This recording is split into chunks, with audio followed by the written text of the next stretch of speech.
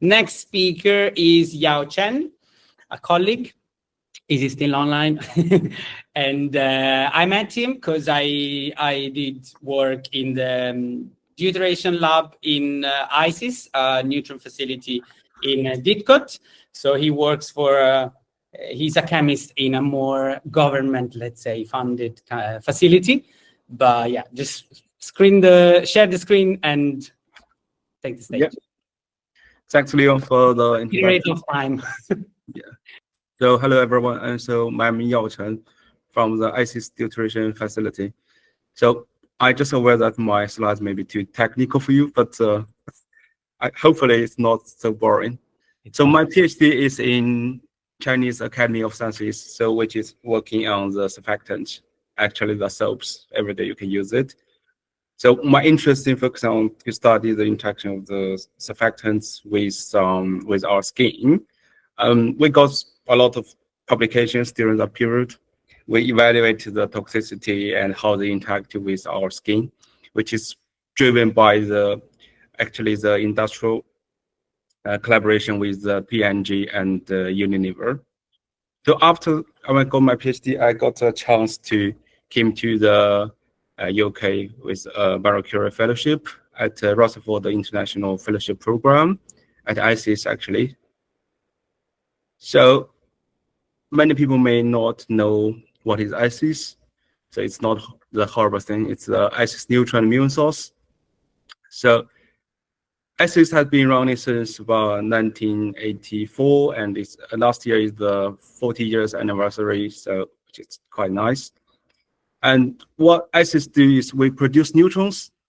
So I got a video here, but not sure we can see it. So it's just a video to show how the neutron is produced, and basically we accelerate the protons in the synchrotron to roughly the 70% of light speed, and they hit the target, which is tungsten target, and produce the neutrons. And with the neutrons, you can do research. So neutrons can be applied in almost all the scientific research areas. At ISIS, for a typical year, we have roughly over 1,000 experiments, 30,000 users from all over the world, and we generate about 500 publications. So why we need neutrons? Because there are many techniques to characterize the materials or the biological systems, but neutron has the advantage because it's non-destructive and it's sensitive to light protons. So that's why we use it, and also it can be polarized with the magnetics. So here comes the deuteration, which is my job here. Neutron is basically it's blend to the hydrogens. So we need to exchange the hydrogen with the deuteriums. With deuteriums has much strong scattering under the neutron beam lines. That's what we normally do. So basically we need to change the hydrogens to the deuteriums, and all the deuterium sources are expensive. I think you know how expensive it is. Our lab is originally from the Oxford University, and it was moved to ISIS in 2013. And last year we refurbished the lab and reopened. So we have two different labs. We have the synthetic one. We have lots of power reactors, film hoods, and equipment. Basically covers all the synthetic work in the lab. And also we have an analytical lab. We have different instruments like NMR, GCMS, LCMS, and chromatography, everything we have. So my daily job is just we need to finish the user request. Basically, we get a user request from the ISIS user community, which covers all the requests from the worldwide users, and we make deuterated compounds for them.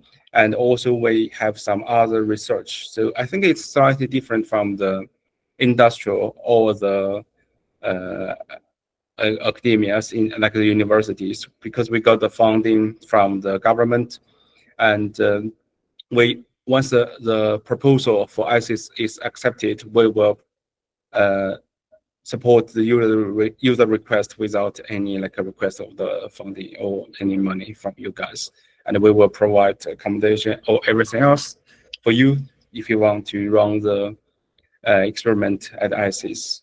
So this is a work I have did about 2 years ago. We make the membranes and measure it on the neutron beam length at France, ILL in France, and we got very nice data. We can show you what the molecules is arranged in our skin lipids. And another recent highlight is we make some dual-treated molecules for the users, and we measured the data, which is quite nice. It's about the self-assembly in the aqueous phase, which is very interesting to you. It's yeah. Okay, so what's the major takeaways for you guys? Because I got my PhD in China, I'm not expecting to get any like a job or in the UK actually, but when I did my PhD, I got a chance to run some experiment actually at ISIS. And that's the very beginning of the story. So after I got my PhD, there's the Marie Curie Fellowship program. So I applied it, and luckily I got the position. So that means the career paths aren't linear. You're not expecting what you the opportunity will come to you, but you need to get prepared. And I'm not a nutrition chemist during my PhD. I was like a physical chemist actually. I know very little about the organic synthesis, but you may pick up the skills over time, and eventually you can do the job. And in the past few years, because we are a government-sponsored facility, a lot of collaboration, especially between the large facilities like all like the one in American, the Oak Ridge, Australia, Anston, and the France, IL, and China, CSNS, and the European Spallation Neutron Source. There are many, many large facilities in the neutron research area. So you need to collaborate and communicate and do some knowledge transfer that will make your career easier, and you can get some promotion afterwards, so which is good. And I would say you need to be like open to all the opportunities you may come across.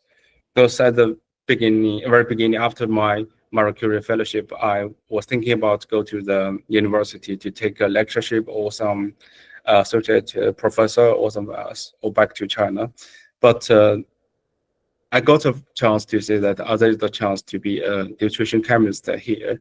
So why not? I just give it a go, and it turns out to be it's a good choice.